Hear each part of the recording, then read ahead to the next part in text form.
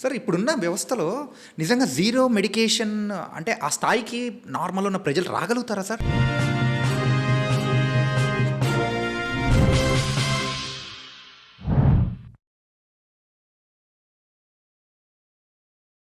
రావాలి. ఒకప్పుడు పల్లెటూర్లలో మెడిసిన్స్ అవైలబిలిటీ లేదు, అవును. డాక్టర్ల అవైలబిలిటీ తక్కువ. యా. ఏదో ఒక ఫ్యామిలీ డాక్టర్ ఉండేవాడు, మొత్తం నీ గురించి చిన్నప్పటి నుంచి తెలిసినది. సో మెడిసిన్స్ వాడేవాళ్ళు కాదు కాబట్టి వాళ్ళకి పల్లెటూర్లు అంటే ఒక ఆరోగ్యానికి ఒక మంచి మనకు ఒక ఉదాహరణ. పల్లెటూరులు బాగా హెల్తీగా ఉంటారు, పల్లెటూరులు బాగా బరువులు మోస్తారు, పల్లెటూరులు బాగా రాళ్ళు ఎత్తారు అనేది. ఎందుకంటే వాళ్ళు మెడిసిన్స్ వాడలేదు కాబట్టి. ఎప్పుడైతే వాళ్ళు మెడిసిన్స్ వాడారో ఇప్పుడు పల్లెటూరులోనే ఎక్కువ ప్రాబ్లమ్స్, బ్యాక్ ఏక్ ప్రాబ్లమ్స్ పల్లెటూరులోనే, థైరాయిడ్ ప్రాబ్లమ్స్ పల్లెటూరులోనే, స్కిన్ ప్రాబ్లమ్స్ పల్లెటూరులోనే, hair falling problem, obesity problem, thyroid problem, infertility problem, sexual problems ఇవన్నీ కూడా పల్లెటూరులోనే వస్తున్నాయి. ఎందుకు వస్తున్నాయి ఒక్కసారి ఆలోచించాలి మీరే. మీరు యాజ్ ఏ అలోపతి డాక్టర్గా మీ కాన్షియస్ మీరే మాట్లాడండి. నేను ఐఎమ్ నాట్ అగెనిస్ట్, మీకు అగెనిస్ట్ కాదు నేను. ఓకే, మనం ఒక సిస్టమ్, కెమికల్ సిస్టంలో ఉన్నాము, దాని నుంచి బయటపడాలి. బయటపడాలంటే కనుక మినిమం మెడికేషన్ సిస్టమ్ మరి జీరో మెడికేషన్ సిస్టమే మన సొసైటీని కాపాడేది. మీరు హోమియోపతి గురించి పక్కన పెట్టండి, నేను హోమియోపతి వాడమని చెప్పను. ఇప్పుడు తప్పదు మీకు. మీ ఎందుకు హోమియోపతి వాడాల్సింది వస్తుంది అంటే కనుక మీరు ఆల్రెడీ మెడిసిన్స్ తోటి, కెమికల్స్ తోటి మీ సిస్టాన్ని డిస్టర్బ్ చేసుకున్నారు. ఈ సిస్టాన్ని బెటర్ చేసే వైద్యం హోమియోపతి మాత్రమే, గుర్తుపెట్టుకోండి. నిజంగా అది ప్రూవ్ చేయగలుగుతారా సార్ మీరు? ప్రూవ్ ఖచ్చితంగా, ఎన్నో కేసెస్ విత్ ప్రూవ్. ఒక డయాబెటీస్ కేసు కానివ్వండి, ఒక థైరాయిడ్ కేసు కానివ్వండి, విత్ రిపోర్ట్స్ తోటి, సార్ ఈ రిపోర్ట్ వచ్చింది, సో మీ మెడిసిన్ వాడాము, డాక్టర్ కేర్లో మీ మెడిసిన్స్ వాడాము, లేకపోతే కనుక హోమియోపతి మెడిసిన్స్ వాడాము, ఇప్పుడు ఈ రిపోర్ట్ వచ్చింది, మాకు హ్యాపీగా ఉంది. ఇక్కడ ఇంకొక సీక్రెట్ విషయం ఏంటంటే జబ్బును కాదు, మీ యొక్క ఆలోచన విధానం కూడా కంట్రోల్ అయిపోతుంది. మన జబ్బులు అనేటువంటివి మన ఆలోచన పైన కూడా ఎఫెక్ట్ పడతాయి. అవును, సైకియాట్రిక్ ఖచ్చితంగా. ఎందుకంటే ఇదంతా కూడా మనం ఒక సింగిల్ సెల్ నుంచి బయటకు వచ్చిన వాళ్ళం. ఓకే, సింగిల్ సెల్, ఒక సెల్ మీ యొక్క విశ్వరూపాన్ని మొత్తం తయారు చేసింది. అర్థమైంది మీకు? ఇక్కడ మనం we are treating holistic system, mind, body, disease. That is the beautiness in homeopathy. Okay, నేను ఎందుకు హోమియోపతిని బాగా డీప్ స్టడీ చేసి ఇష్టపడతానంటే కనుక మీకు ఇబ్బంది లేకుండా మీ యొక్క సిస్టమ్, మీ యొక్క జబ్బులు కాదు ట్రీట్ చేసేది ఇక్కడ, మీ డ్యామేజ్ సిస్టమ్ను కరెక్షన్ చేస్తుంది. నేను చెప్తున్నా, మీరు మొదటి డ్యామేజ్ చేసుకోవడమే తప్పు చేస్తారు. మీరు డ్యామేజ్ చేసుకోకపోతే మీకు హోమియోపతి కూడా అవసరం లేదుగా, ఏ వైద్యం అవసరం లేదు. ఎప్పుడు అవసరం పడుతుంది? ఇప్పుడు ఇంకొక అసలు ఘోరమైన విషయం చెప్తాను మీకు. సొసైటీలో జరిగేటువంటి అసలు ఒక ఘోరమైన విషయం చెప్పాలి అసలు. ఎందుకంటే చిన్నపిల్లలకు సప్లిమెంట్స్ వాడతారు. చిన్నపిల్లలకు సప్లిమెంట్స్, అవును, రీసెంట్ టైమ్స్లో కూడా చూస్తున్నాం. చిన్నపిల్లలకి అసలు చిన్నపిల్లలకి ఎవరైనా సప్లిమెంట్స్ వాడతారు? ఫుడ్ నుంచి రాదా? అంటే ఇప్పుడు తీసుకుంటున్న ఫుడ్లో అన్ని పోషకాలు ఉండట్లేదు అంటారు కదా. ఫుడ్లో పోషకాలు కాదు, గట్లో ప్రాబ్లం. అదే మీరు చేసే తప్పు. ఇక్కడ ఫుడ్ ప్రాబ్లం కాదు. ఫుడ్ ఇంత ముందు కంటే విపరీతంగా తింటున్నాం. ఒకప్పుడు ఫుడ్ లేదు, అవును, బతికినాం. ఇప్పుడు ఫుడ్ ఉంది, విపరీతంగా తింటున్నాం, ఇంకా వ్యాలిడ్ ఫుడ్ తింటున్నాం. ఇది ఎక్కడం లేదు బాడీకి. అర్థం మీకు? ఈ చిన్న ఎందుకు ఎక్కడం లేదంటే కనుక మనం గట్ ఇష్యూస్ను ఈ కెమికల్స్ తోటి, యాంటీబయాటిక్స్ తోటి డెవలప్ చేసుకొని ఆ వీక్ సిస్టమ్ తోటి ఈ అబ్జార్ప్షన్ సిస్టమ్ వీక్ అయిపోయి బాడీలోకి రావడం లేదు. ఓకే, ఇప్పుడు మీరే కాదు, ప్రతి ఒక్కరు కూడా దీని గురించి తెలుసుకోవాలి. రేపొద్దున మీ యొక్క ఫ్యామిలీని కానీ, మీ యొక్క పర్సనల్ హెల్త్ని కానీ, మీ సమాజాన్ని కానీ కాపాడుకోవాలి అంటే కనుక కెమికల్స్ నుంచి దూరంగా ఉండండి. కెమికల్సే కదా అవన్నీ. సార్ మెడిసిన్స్ అనే విషయం పక్కన పెట్టండి. మెడిసిన్స్ అనేసరికి సెంటిమెంట్ అయిపోతుంది మీకు. కెమికల్సే.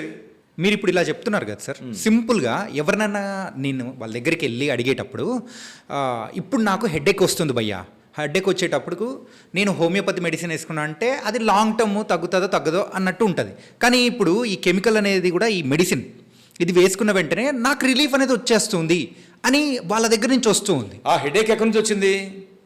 మీ వీక్నెస్ నుంచి వచ్చింది కదా. వీక్నెస్ నుంచి వచ్చింది. హెడేక్ రాకూడదు మనకి.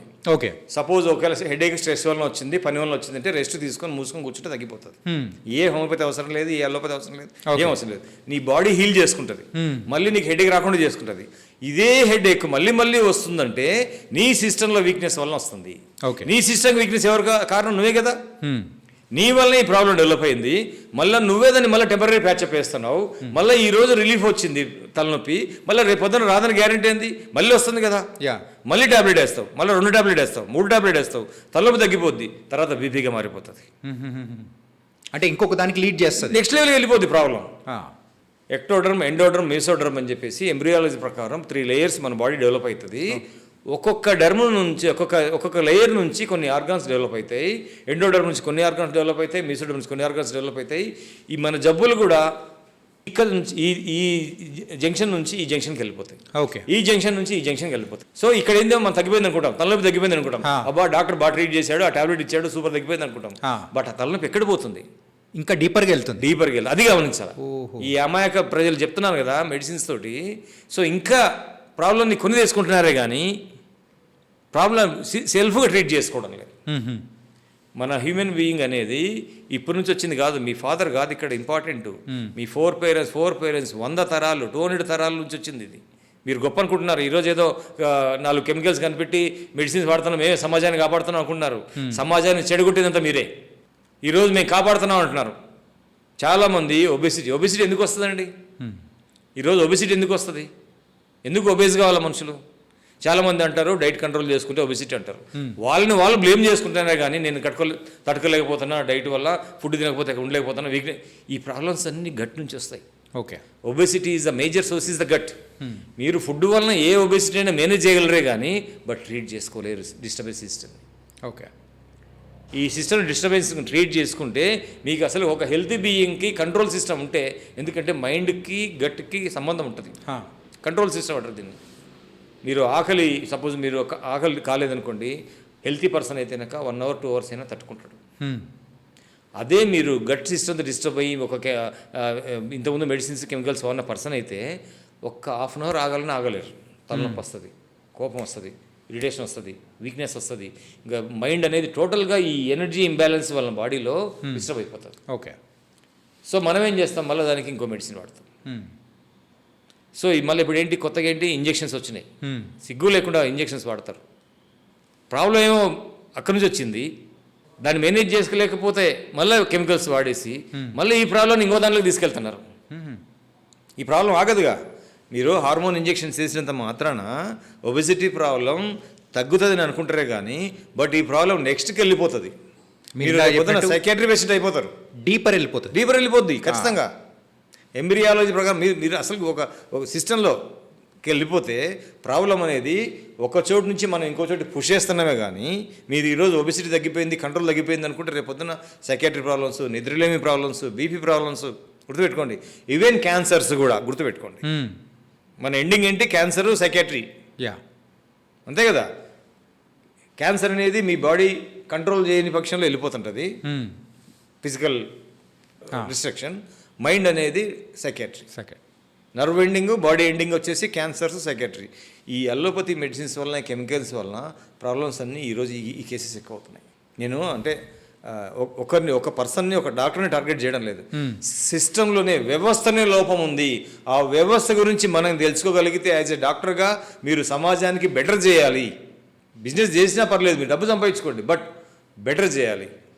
మరి ఇంత చెప్తున్నారు కదా సార్, ఇప్పుడు ఒక ట్యాబ్లెట్ వేయగానే హెడేక్ అనేది తగ్గిపోతుంది, కాదే తగ్గిపోతుంది అని అనుకుంటున్నారు కానీ అది ప్రాబ్లం డీపర్గా వెళ్తుందని చెప్పేసి మీరు అంటున్నారు. ఓకే, ఇప్పుడు హోమియోపతిలోనే సేమ్ వచ్చామంటే హోమియోపతికి కూడా మేము సార్ నాకు తీవ్రంగా హెడేక్ వస్తుంది సార్, నేను కూడా తీసుకుంటానని చెప్పేసి తీసుకుంటాడు. ఇప్పుడు హోమియోపతి మెడిసిన్ వాడినప్పుడు కూడా తగ్గుతుంది, అది కూడా డీపర్గా వెళ్తుంది. మీరు వెరీ గుడ్ క్వశ్చన్ వేశారు చైతన్య గారు. నేను హెడేక్ టాబ్లెట్ ఇవ్వడం లేదు, నీ రూట్ కాజ్కి టాబ్లెట్ ఇస్తున్నా. అంటే డీపర్గా వెళ్ళదు, నీ హెడేక్ కాదు ఇక్కడ. ఎందుకు హోమియోపతి 1 రోజు 2 రోజులు టైం తీసుకుంటుంది అంటే I'm not treating your problem, I'm treating you. Okay, మిమ్మల్ని ట్రీట్ చేస్తున్నా, మీ సిస్టమ్ని ట్రీట్ చేస్తున్నా, మీ యొక్క వ్యవస్థను ట్రీట్ చేస్తున్నా. ఈ వ్యవస్థ ట్రీట్ అయిపోతే ఆటోమేటిక్గా మీరు తలనొప్పిని తగ్గించుకుంటారు. ఓకే, అర్థం మీకు లాజిక్ ఇక్కడ. That is the greatness in homeopathy. I'm not treating problem, I'm treating you. You are treating your problem permanently, అసలు మళ్ళీ రాకుండా. ఓకే, అది కూడా విత్ సేఫ్ వే. ఒక డ్యామేజ్ సిస్టమ్ తోటి, ఒక కెమికల్ సిస్టమ్ తోటి మీకు ప్రాబ్లం వచ్చినప్పుడు ఈ ప్రాబ్లాన్ని మనం నెక్స్ట్ ప్రాబ్లంలోకి తీసుకెళ్లకుండా రూట్ కాజ్ని ట్రీట్ చేస్తే ఈ ప్రాబ్లం రీబ్యాక్ అవుతుంది. ఎన్నో మైగ్రేన్ కేసెస్, ఎన్నో సైనసైటిస్ కేసెస్, చాలామంది విత్ రిపోర్ట్స్ తోటి వచ్చి సార్ మీ మెడిసిన్ వల్ల బాగుంది, అసలు ట్రీట్ తీసుకున్నాక చాలా అసలు నేను ప్రశాంతంగా, నా మైండ్ కూడా ప్రశాంతంగా ఉంది, నా ఫిజికల్ ప్రాబ్లమే కాదు నా మైండ్ కూడా ప్రశాంతంగా ఉంది అనేటువంటి కొన్ని వందల వేల కేసెస్ డాక్టర్ కేర్లో జరుగుతుంది. ఓకే.